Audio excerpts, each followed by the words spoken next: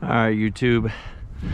This is my first of a series of car reviews that I'm going to do, and it's really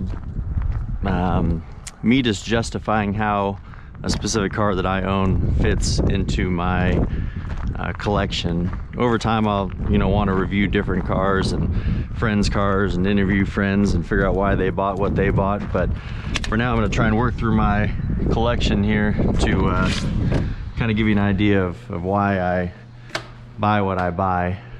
So to know where I'm at, kind of got to know where I've started a little bit. You can see this is what the barn used to look like. Absolutely horrible. It was 3 individual bays, dirt in the middle, dirt in the back of the other side, and spent about, I don't know, 9 months remodeling it. Took a couple walls out, put some beams in, insulated it, spray foamed the ceiling. I was trying to get away from spray foam because it was a more expensive option than anything else by far. However, with this being a really old barn and a lot of air gaps and whatever, I would have never got nearly as good a seal or as our value as I do with having spray foam, so did that. Over here is kind of my collection of cars from the beginning. Different things I've owned, different motorcycles I've owned, things that I still own now, and then kind of my vision board. 2 of those I've recently checked off, but just kind of got some stuff that I want to buy. What I want to review today is my 2019 WRX STI, and I'll kind of give a brief tour of what's in the barn here. This is a Corvette that I'm storing for my cousin. It's a pretty blue color there. It's only got like 20,000 miles on it, I believe. It's a 97, 98. It is an automatic. It is a T-top, not the FRP, but it's a pretty cool car. There's my AP2 S2000. I'd wanted to get an S2000 since they came out when I was in high school, and obviously during that time I couldn't afford one, and then it wasn't the most practical car for me later on in the years, but eventually I came to a point where I wanted to buy one. I went to go buy a 2003 Sebring Silver with the full red interior, and I don't know, I told the dealer I was coming, whatever. Anyway, they sold it out from under me by the time I got to the dealership, and it was kind of annoying, but it ended up being kind of a blessing in disguise, I guess, because I was able to get an opportunity a couple weeks later on this one. It's an 06 Silverstone metallic. It's got 36,000 miles on it now. It is stock other than a K&N, what do you call it, like a FIPK intake on there. I did have it a header and exhaust on there because it's kind of hard for me just to leave things stock, but once I kind of realized the value of what the AP2 S2000 is and what it's doing, and S2000s in general, I took it back to stock. I want to leave the intake just because it makes it sound so much better. Under the cover, a 2006 Evo MR with the SE package. Back there is my buddy Luke's race car. Here's my 2016 Ariel Atom 3S, my 2002 Dodge Viper final edition, number 356 of 360s. So it was one of the last Gen 2 Vipers to roll out the production line. I just picked this up, a Electron Blue Pearl 5-speed 2001 Honda Prelude. And then in the back, when I realized I kind of wanted to collect this AP2 as opposed to driving it and enjoying it so much, which I do still take it out, just maybe 1,000 miles a year or something, I bought an AP1. And what's funny is that it ended up being a silver Sebring Silver with the full red interior. The only engine mod it has is the same thing as the other one, a K&N intake. It's got a Mugen style forbidden carbon fiber top that I need to get refinished. And then it's got suspension work, a big brake kit on it, stop check rotors, and it's a pretty fun little car. And again, I got that just so I can kind of drive and enjoy it and slowly fix it up over time. It was completely stock when the previous guy owned it before me, so I have every stock part. I got the stock wheels, I got stock brakes, calipers, the intake, every piece that he changed, he kept, which was nice, and usually don't see that. So it's not in perfect condition. It's got dings and nicks and whatnot, but I really do enjoy driving this car. A couple motorcycles, but we'll get right to it. When I bought it, it had Cosmos wheels on it. I don't remember the model off the top of my head, but they were kind of bronze, and at first I was kind of indifferent on it. I really actually do like the factory wheels that come on these, but the previous owner had already changed those out, and they had dedicated summer tires on there. So being in Indiana, I needed to get some winter tires. So I searched on Facebook Marketplace for somebody selling Blizzaks, either just the tires themselves or tires with wheels that are 5x114. And I found these. It ended up being on the way. The guy had it on his 350Z, I believe, for a year. So they've got a ton of tread on them, and they're actually in really good condition. They're a brand called Liquid Metal, which I think is like kind of a, I don't know, middle ground rim, it seemed like, just based on price. And I really like how it looks. I love black wheels on a white car, especially with those lime calipers offsetting it. I think it looks really great. But I got a really good deal on them. So I drove to Chicago, bought this car, drove home, stopped in Maryville. Really wasn't out of my way at all. Picked up these rims, got home, changed them out, and been pretty happy with it.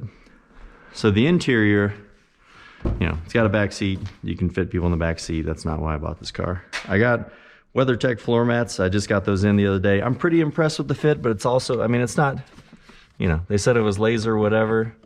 It's pretty close. It's better than, some generic one I'd get at Walmart or something, but I don't know. For $200, I kind of thought they'd be just like in there, perfect. And maybe there's an adjustment I can make or something, but it seems like it's pretty straightforward, and they fit well. I got the floor liner one, so it, hopefully keeps the salt and water and stuff contained, so I can just take this out and clean it as opposed to just running over onto the carpet. I had that before with my 05 STI. So I had an 04 STI, Java Black Pearl with the gold wheels. Absolutely beautiful car. And my rear struts were knocking. So I took it to the dealership under warranty. They replaced them. They took it on test drive and totaled it. Turned in front of an F-150 and just completely smashed my car. So I ended up getting a 05 crystal gray metallic STI from a guy in Wisconsin. And I modded that to the point where the next mod would be like a bigger turbo, intercooler, fuel pump, injectors. And I just didn't want to go down that road. I wanted more speed, but I didn't want to spend a ton of money. So I ended up buying a motorcycle, a 600RR, and then later on, I ended up getting this, which is my BMW S1000RR, which is just a absolute monster. But I sold my STI, got an Acura TL, and then years later, I run into this kid at the gas station. I sold it to a Japanese kid named Kaz. Kaz sold it to a Chinese kid named Frank. Frank was moving back to China when I met him, and it's my dream to find people who are like, hey, I got to move out of the country in a week or a month. I need to sell my car and get a good deal on it. So Frank and I worked out a deal, and I bought my car back. He had just put a lot of money into that car and had a twin scroll turbo and tuned on E85, and it was just an absolute beast, and I loved that car. It did give me a little issues here and there. Vacuum lines were cracking and different things. It was an 05 with 97,000 miles on it or so at that point. But it was great. Sounded great, drove great, functional, just like every other STI, four-door all-wheel drive, just a really fun car. But at that time, I didn't have any kind of space like this. Got rid of it, and I bought that Viper. And I love the Viper. It's, these are all different driving experiences, but I really did miss my STI, and that's been probably 6 years ago. So I call this kind of my 6-year impulse buy. I've been kind of thinking about it, and finally just pulled the trigger on it. I'm using it as a daily driver to go with I have an Acura TL now as well. And so this will be kind of something fun to drive in the winter, because as you can see, everything being packed away. I don't want to drive anything in the snow and salt. I really don't want to drive this, but I'm going to be diligent on, going through the touchless car wash and spraying the underbody, and hopefully, keep as much salt and whatnot off it as I can. But I really just kind of at a point where I want to drive something fun, and I don't like buying cars. This doesn't really fit my buying profile in that it was too new. It still has room to depreciate. It is a great car, but I just hate losing money on things. Everything I've bought is still selling for what I paid for it or more. So this was kind of an outside the box purchase for me, but you only live once, so I splurged on it. So I like it. My TL is a 2011, so that's the newest car. The Atom is a 2016. Technically that was my newest car before this, but the Atom really isn't a barometer of technology upgrades and whatnot, because it's pretty bare bones. But This is really nice. My TL's backup camera and keyless entry and stuff, and luckily this one was a base, but it had limited like options. I got it without the wing. I do think that this one, either they swapped the trunk or something, because the trunk pops up, let me show you, pops up pretty firmly, I feel like. My STI before, I went wingless with it, and I had the original trunk, and it would do the same thing. It would slam up. So when I watched a YouTube video the other day on an STI and they had the wing on it and popped it, it's more like trunks nowadays where they kind of pop and they're here instead of like trying to always pop all the way open. So I'm assuming that the Limited comes with different torsion bars on there, and I could probably switch that out where it doesn't bang up so much, but just thought that was interesting. No other mods to it except for a front tower strut brace bar, and yeah, it's cool. The heated seats work really well. The infotainment's interesting. It's got Apple CarPlay. It's my first car having that, so we'll sit down in here.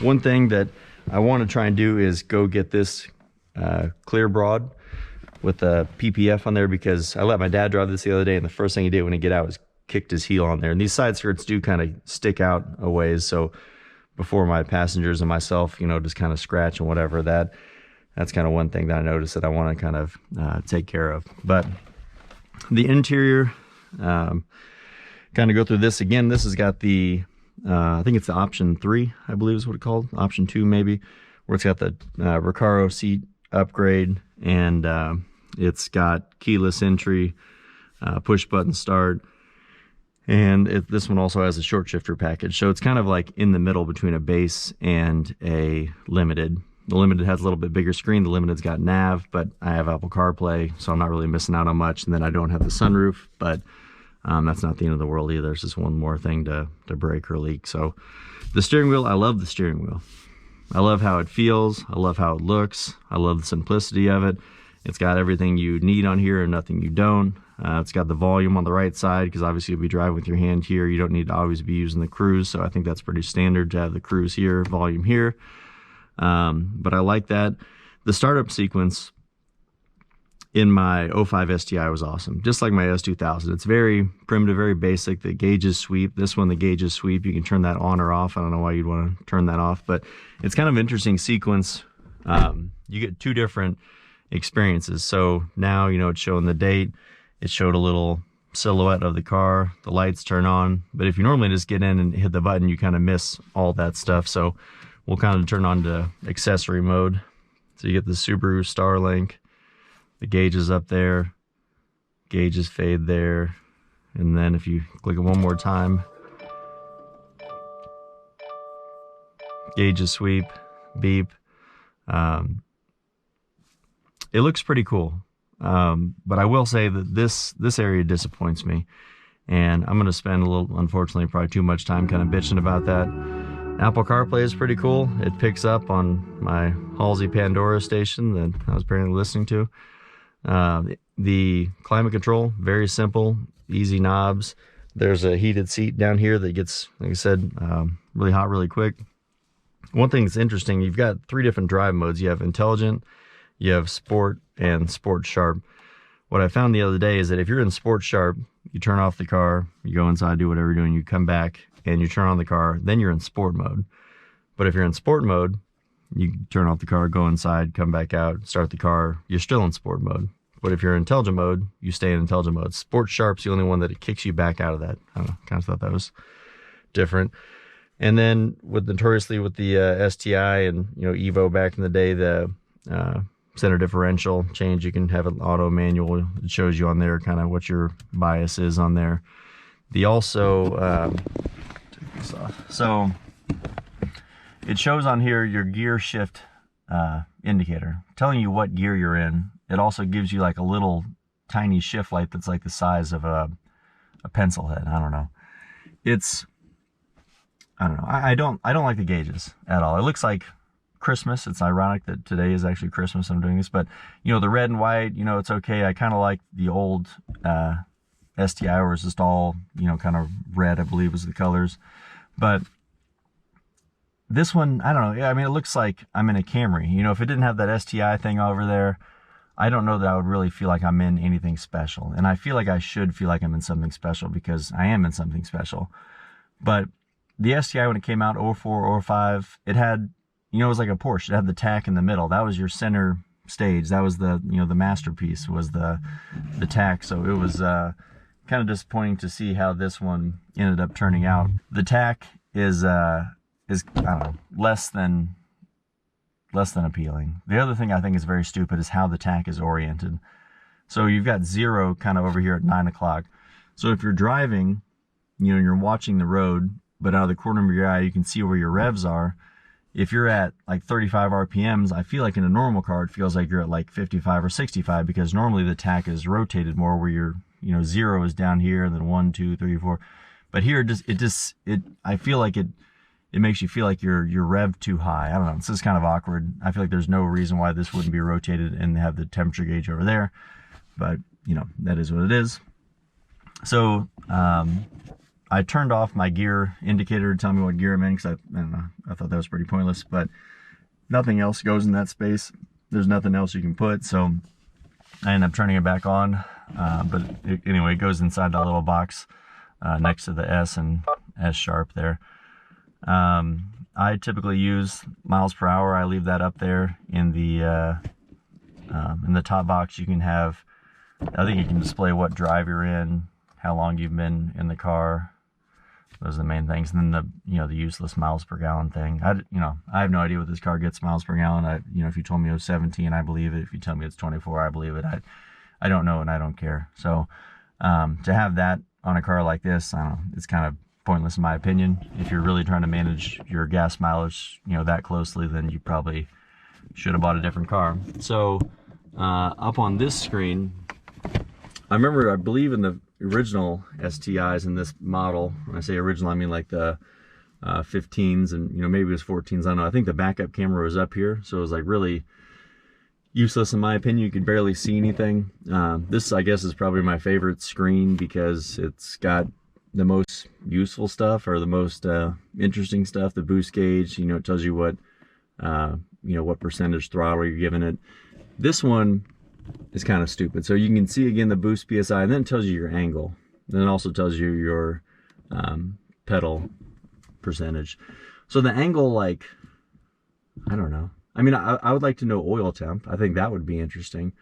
But the angle of what my car is going is like, I don't know. I mean, I can tell if I'm going uphill. I can tell if I'm going downhill. I don't really know, if I'm on a 3% grade or whatever, how that's really relevant and how that matters to me and why I'd want that on here. But the next option, again, it kind of gives you a little diagram of, how the power is going to the wheels and whatnot. And again, tells you your grade. So if you can't have any idea if you're going up or downhill, it'll tell you that. Average miles per gallon. Then it tells you your, whatever that is, I don't know if that's your instant miles in the middle, and then your range is relevant. I kind of wish you could put a few, like, different things on here, maybe boost, maybe acceleration percentage, accelerator percentage, and then your range would be interesting. A little clock, useless one, and then it tells you how to change. So, again, this is disappointing to me. I think, when you drive this car, it's nice because it doesn't feel like my 05 felt, where you hit a bump and you think that you broke your back. But it should look a little cooler. This, I don't have any qualms about this. I think, I don't know, it seems like it works pretty well. You can, obviously have your Bluetooth phone on there, different apps, Apple CarPlay, Pandora seems like it works pretty good. It was doing something goofy the other day. I got in the car and it was playing Pandora and the radio at the same time. So there's some kind of goofiness. Also, when I first got the car, for whatever reason, when I had it on Bluetooth and I was listening to music and a text would come through, it would, like, I thought my ears were going to bleed. It was like the loudest, like, deedle-deed, like I'd ever heard in my life. It was like on volume 100. So I got deep into the menu and kind of found where you can set the phone volume. And I think I got it, back down to a reasonable thing, but I don't know why I would do that. But there's other basic options on here in the settings. You can change the basic stuff, the driver profile, shortcuts, Wi-Fi, so I have it set up my own Wi-Fi, so every time I'm here, it just kind of makes and checks and makes sure it's got the most updated useless stuff on here. The rear camera timeout, I always think it's cool when you can still see the rear camera driving away, so I put that at 9 seconds. You know, whatever. Change your other stuff, microphone, phone volume. So now we can go take it for a drive and you know, see how it does on the open road. All right, so before we go for the drive, we're gonna look a little bit at one outside thing. The headlights on these are really cool. It kind of makes like a little V. I don't know if that's, I don't know what that would mean, but I love these, the DRLs, the LEDs are super bright. They look really cool. And then again, underneath the hood, the only thing that this Subaru had done is this Tanabe strut bar there. The rest of it pretty clean, pretty standard. All right, so before we go for the drive, we're gonna look a little bit at one outside thing. The headlights on these are really cool. It kind of makes like a little V. I don't know if that's, I don't know what that would mean, but I love these, the DRLs, the LEDs are super bright. They look really cool. And then again, underneath the hood, the only thing that this Subaru had done is this Tanabe strut bar there. The rest of it pretty clean, pretty standard. You know, something I'm going to try and keep up on, keeping it detailed so I don't really build up on anything, but pretty standard. The only, I don't know, I'm telling myself I'm not going to mod it, but there's also a part of me that wants to go stage 1 with an intake and a Cobb access port tune, but we'll see if I end up doing that. So now we can take it for a drive. The one thing the headlights do that's also cool is they will follow the way you're steering. When you fire up the car, I believe it does a little sequence where it kind of shows you the capabilities of it, but again, you have to have the clutch pushed in, you hit the button, the headlights do a little flickering and moving side to side just to, I don't know, verify they're working. Let me open my garage. So open the garage door, seatbelt on, parking brake, snow-ish. A little bit of snow came out. So again, I'm in iDrive right now, and I mean, the clutch is super simple, especially compared to what my clutch was before in my 05 STI. It's relatively quiet in here. You can hear the boxer rumble, but it's not you know, overwhelming. And you know, I think that you know, most people will be pretty happy that it has a good sound. I don't know. So driving the STI, like I said, the clutch is super simple. I mean, I'm not even pushing on the gas. You know, it's just kind of taken away. That's the one nice thing about this car. It's got a decent amount of torque, and you know, no hands, no feet right now. It's just kind of cruising along, doing its thing. Shift into second even when it's cold. I keep that barn at 50 degrees, but you know, it's not bucking. It's not, you know, I don't know, hesitating. It's nice. It's new. It's unmodified, which is, you know, kind of a nice change of pace sometimes. And hopefully that's the way I want to keep it. I don't know. I don't want to get an exhaust. I bought this as kind of a, you know, a company car too, so I don't want to look like you know, some kind of racer tuner when I show up to a meeting with a super loud exhaust. So again, the only thing I may do is a stage 1 where I can get a little better intake and I can hear that turbo spool up. But the exhaust, to me, you know, I can hear the rumble now. It's not overwhelming, but you know, it sounds pretty good. The stereo system is pretty good. The interface with Pandora, Apple CarPlay is pretty good. It's got a super loud horn. I don't know, figured that out. But again, the seats are heated and they work really well. You put it in sport sharp mode and you automatically feel a little bump going from intelligent to sport. You really don't get a lot. Going from intelligent to sport sharp, you know, you kind of feel it's really woken up with the throttle response. So again, I don't know, it bothers me. I feel like it could be a lot cooler. I feel like there's no reason why you wouldn't make this car kind of stand out more and be cooler, and with all the different gauges that cool cars have, and how readily available this technology is. I feel like Subaru could have done better. And I don't want to make this review just about like the dash on it, but it's so disappointing to me. I would rather have an 05 dash transplanted in here, where it's a lot less busy. It focuses on the tack, and this thing still has the the rev light and beeper that the other one has, but I don't know. I just they spend time and energy developing, showing what year you're in. If you bought this car, or thinking about buying this car, and you've said to yourself multiple occasions when you're running up to a corner and you're gonna downshift a turn, and you're like, I really have no idea if I'm in third gear or fifth gear, then you probably shouldn't buy this car. You probably shouldn't drive any manual car if you don't have, if you need to rely on this. So I don't understand the point of it. The little shift light that it gives you to tell you to shift up, again, I don't know if that's an EPA requirement or something, but who cares? It doesn't tell you what gear you're in when your clutch is disengaged, which I don't know, doesn't really matter. But I think it's pretty stupid. So we'll take it out on the highway here. It seems like it I started out in second there from a little roll, and we'll let it get a little more warmed up before we romp on it. But it's super smooth. The shifting going into gears, the short shifter is really nice. I think this is a good size. It's a good good height.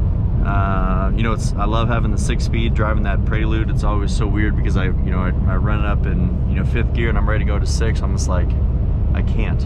There is no 6. This just feels uncomfortable. I want to shift, but I can't. So this is nice. So everything I own is different, and it serves a different purpose. So depending on what you're looking for when you get an STI or thinking about getting an STI, I guess you got to understand what is most important to you. So for me, I like that it kind of feels like a soft sports car, in that it's when you grab the wheel and you look at the dash, it seems basic. You feel like you're in something like again, a Camry or a Accord or something. But then you turn the wheel and you realize how responsive it is, and you remember what you're in. So it's one of those ones that you can drive slow. It's pretty unassuming looking, especially without the big wing on there, for the non-car person to know if this is a STI versus just a regular Subaru they're seeing. It's not super flashy. The 05s had that really aggressive, 04 and 05 had that really aggressive hood scoop, and now it's a lot more subdued, and I like how that looks. It looks professional. I sold my STI before because I don't know, I wanted to be taken more seriously, I guess, if I was going to a business meeting or taking a girl on a date or whatever. I'd always owned manual cars, and I kind of want to get an automatic, and the TL is an awesome car, and I think I'll always own an all-wheel drive TL, just because they do everything I want. For a daily driver, I don't see the point of spending 60 grand on a Mercedes or whatever that's going to be worth the same thing as my TL after a handful of years. So this one again doesn't fit my buying profile as far as buying cars closer to their point of depreciation, potential appreciation, but it's you got to lose money every so often or whatever and enjoy doing it. So this is going to be really fun for me in winter to drive this, and I thought maybe I'd drive that AP1, but I couldn't do it. And I thought maybe I'd drive that Prelude. That's kind of why I bought it. I had a Civic that I got a really good deal on it. Thought it'd be fun to drive, and bought that Prelude, and it ended up being entirely too clean. So I kept that as another collector car, and then this thing is going to be my daily that I'm going to work really hard to keep nice. So it'll probably be a split more of like 75% driving the TL, and then driving the STI the other 25% of the time. So I'm really excited to try the BlizzX out when I get some actual powder and snow on the ground. But for now, I still obviously like having them on there because the tire compound's better than the ultra performance sport tires that are on those Cosmos wheels that I have. Other than that, I mean, it's pretty standard here. It's got a CD player, I guess. You got room for people in the back. You can see out of it super well. The seats are pretty comfortable. I do think the bolster, you know, on my side, I feel like it's low. I feel like my leg just wants to spill over, like, I don't know. It holds me in, but you know, the seat could be longer, or maybe I could have been born shorter. I'm only 6'1", but I don't know. When I first got in it, I adjusted it. I think the seat was kind of tilted a little forwards, and so I kind of bucketed myself back a little bit, and I do fit a lot better. But I think I always like, no matter what I'm in, you know, a really hugging seat, and this one's really comfortable. It's got the 8-way adjustable upgrade with the Recaro seats, and I really like it. So downshifting, you know, it's easy. It's really quiet. Doesn't have any kind of downshift assist like, you know, a lot of new cars have, but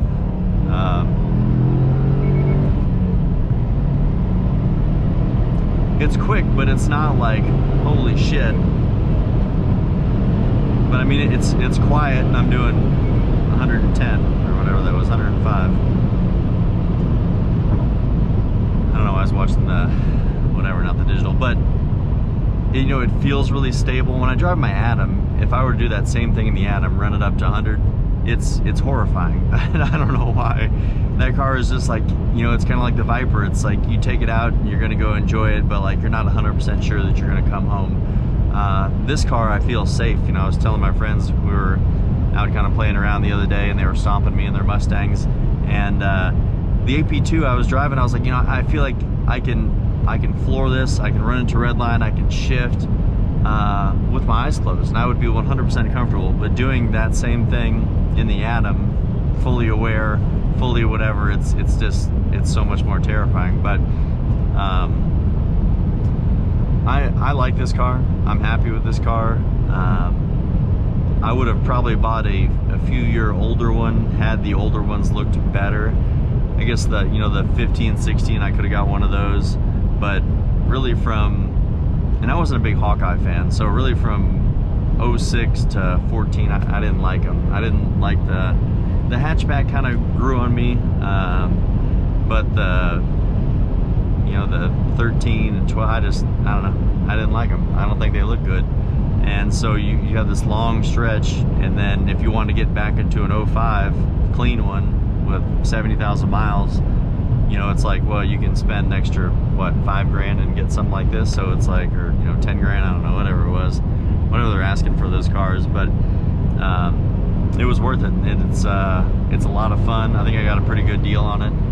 And I like that it's in between the base and the limited. I really honestly didn't even care what I was getting. I mean, if I was getting the limited, I knew I'd probably pay a little bit more money. I really didn't even know about the options and whatever until I bought it. So like when I say it was kind of an impulse, a well thought out impulse buy, like I've been considering doing it for years.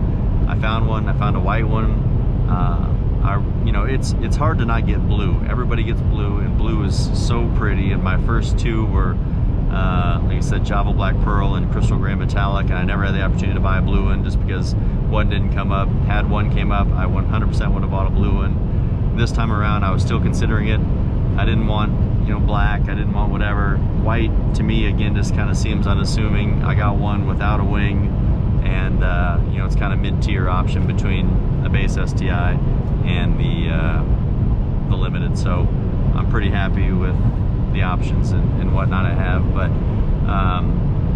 again, a lot of the stuff I don't use. The boost gauge. You need to have that. But other than that, I don't know. A lot of it is just kind of like pointless to me. Like the drive angle and whatever, it's interesting, but I'd rather know my oil temperature or oil pressure or something that's more relevant, I guess. Like if I'm going down 6% grade versus a 3% grade, I don't know, I don't care. But if my oil temperature is whatever, or, lose pressure or something, then I'd obviously want to know about that. I'm guessing there's warning lights that go on there if you're So the other thing I like about this is, you know, highway speeds, 6 gear.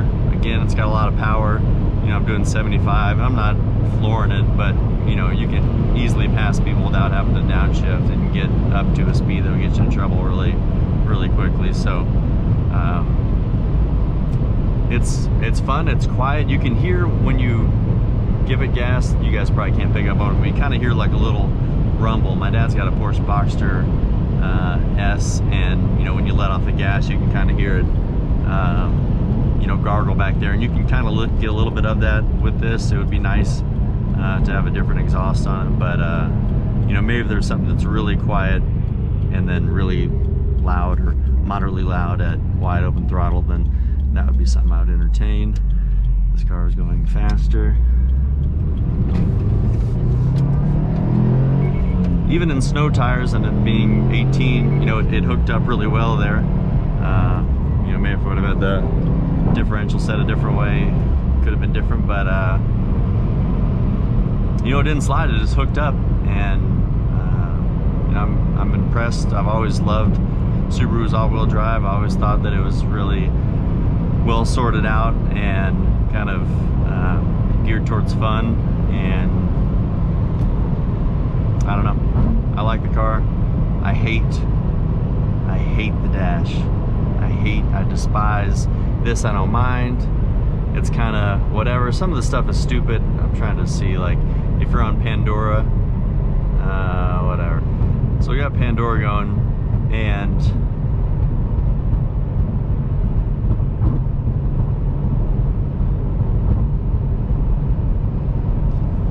maybe it was on Apple CarPlay. Man, fuck, I don't know.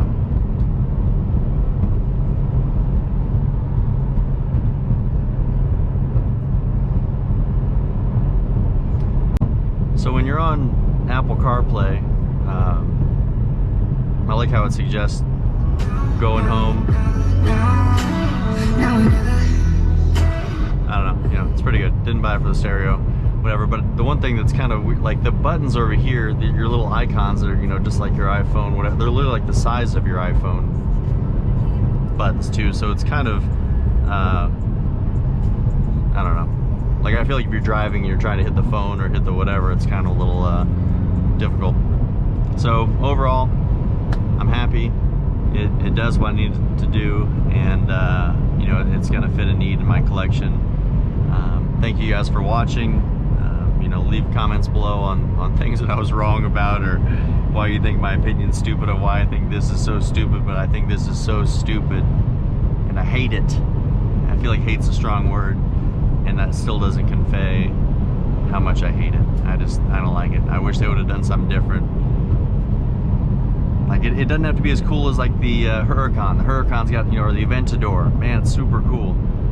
The S2000 is cooler than this. You know, that bar that goes across, the very simple, it tells you what you need to know. This, there's just, like, I don't know, too much. I feel like this real estate was misused, and I think that's how I'll close out my video, just bitching about this, that I don't like it. But I hope you guys liked the video.